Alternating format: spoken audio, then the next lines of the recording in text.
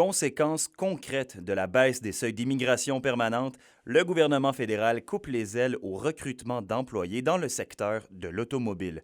La Corporation des concessionnaires automobiles du Québec sonne l'alarme. Le gouvernement fédéral a annoncé des nouvelles règles limitant la possibilité d'embaucher des travailleurs étrangers temporaires. Une de ces règles-là, c'est que les organisations vont être limitées à 10 de leurs effectifs. Or, on sait que seulement dans la région ici, en Abitibi-Témiscamingue, 30 des employés en mécanique automobile sont actuellement des travailleurs étrangers temporaires. Parce qu'on a des concessions, 100 de leurs travailleurs sont étrangers. Fait que demain matin, là, ils arrivent quoi? S'ils sont en renouvellement de permis et qu'ils ne peuvent pas renouveler ces permis-là. C'est ça, on est face à ça. Des nouvelles balises qui rendent pratiquement impossible le maintien des employés, selon le PDG de la CCAQ. Des impacts se feront, selon lui, ressentir plus tôt que tard.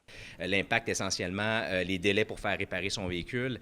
Mais il faut savoir aussi que nos membres réparent les véhicules de service, les véhicules de police, les ambulances, aussi tout ce qui est transport logistique. À un moment donné, les camions tracteurs, les 10 roues, il faut les réparer aussi. C'est nos membres qui le font.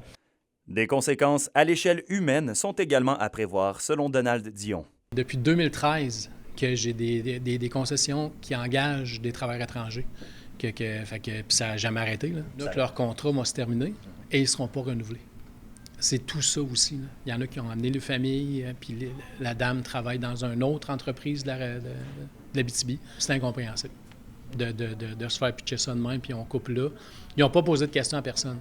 La Corporation des concessionnaires automobiles du Québec demande maintenant au gouvernement fédéral de se faire reconnaître comme étant un service essentiel dans le but d'être écarté de certaines contraintes. Une correspondance a été envoyée au gouvernement Trudeau pour faire valoir leurs points. Plus de nouvelles sont attendues en 2025. Alexandre Cabana, RNC Nouvelles, à Rouyn-Noranda.